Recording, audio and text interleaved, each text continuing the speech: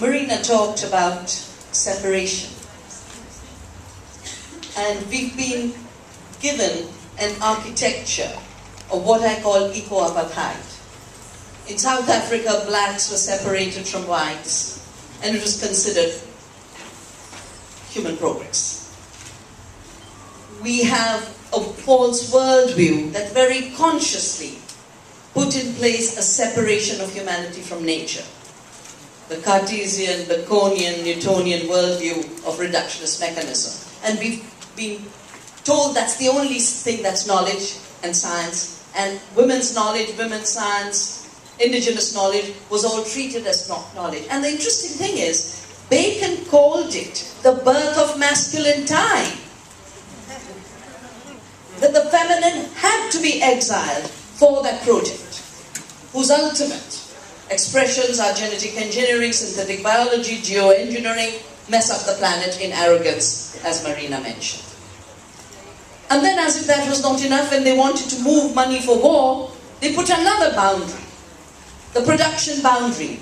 If you consume what you produce, then you're not producing. So the forest doesn't produce, because it recycles its nutrients and water. Women don't produce because they produce for nourishment of the household. Third world peasants don't produce because they produce to consume. And all of production was wiped out in a go. And then the instruments kept multiplying. Now we've got the amazing instruments of derivatives, collateral debt obligations, debt obligations squared, cubed. They were going to make it to the power 4 and Wall Street collapsed. The planetary boundaries that are being violated. Just take the case of agriculture. The 3 planetary boundaries that were mentioned, biodiversity, climate change, nitrogen, all because of a model of agriculture based on narrow-minded thinking, ignorance about how the earth works, and a negation of all the production, the 80% food that's reaching the tables of people. 40% greenhouse gases are coming from that kind of agriculture. Hunger is related very intimately to that agriculture. 250,000 Indian farmers have been pushed to commit suicide because of indebtedness, because of that kind of agriculture. If you really look at it, is that agriculture producing food? No. A lot of it goes to run cars, some of it goes to torture animals. You can't call it animal feed. Bovines wanted grass, they didn't want soybean. Definitely not GM soybean if you were to ask them. And even the stuff that comes out as genetically modified corn and soya and all the blends they create out of this, I call it non-food. It's not worth eating. It literally, we have a beautiful Sanskrit word for it, abhaksha, not worth consuming. And we are being content to this. The interesting thing is, the agriculture that women shaped did not lead to emissions of greenhouse gases, was more adaptive. We've evolved seeds that are able to deal with the drought and the cyclone and the flood. Now the companies that started seed patenting in what happened? Exactly what we were suffering earlier. I think someone can make a summary later.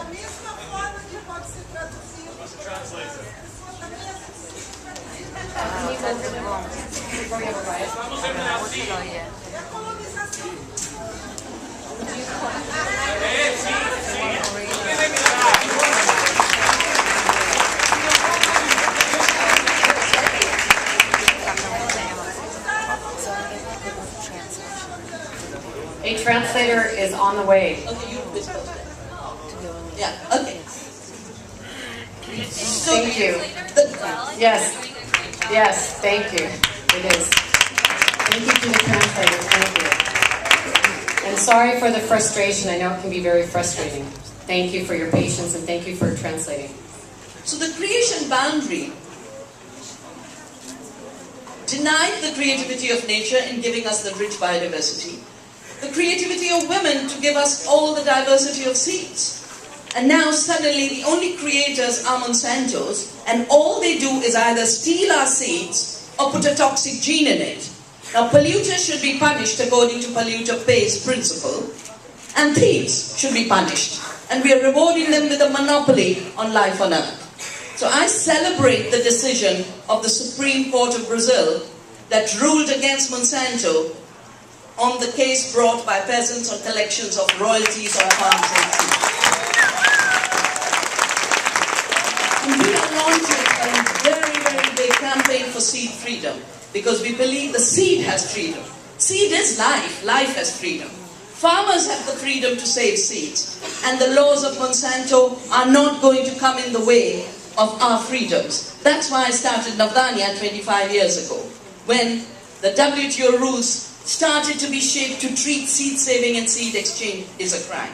Now, I'm not depressed with the text, because I didn't come here for a text. I came here for solidarity.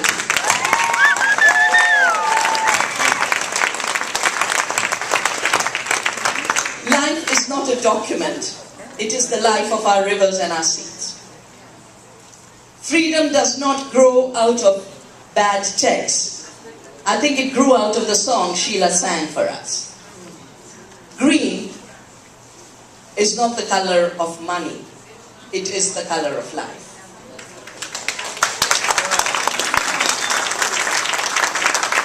We are either going to have a future where women lead the way to make peace with the earth, or we are not going to have a human future at all.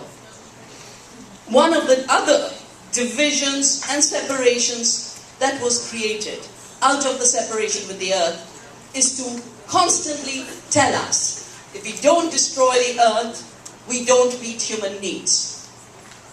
I think we know, the women know, the peasants know, the indigenous people know, that there is no separation between the rights of the earth and the rights of humanity.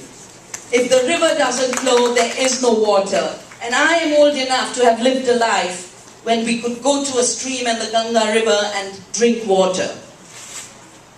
As the Ganga has been degraded, our life has been locked up in plastic.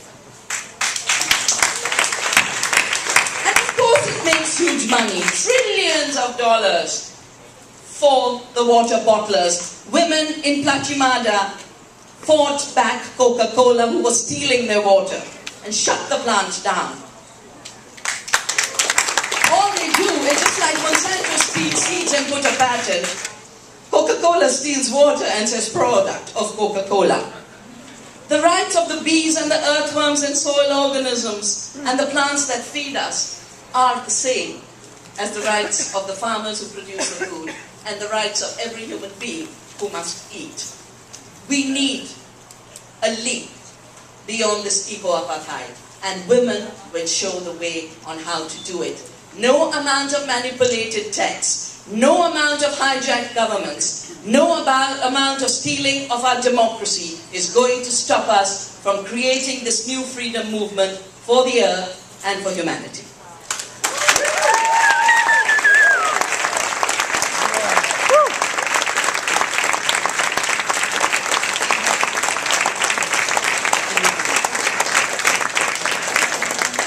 Thank you.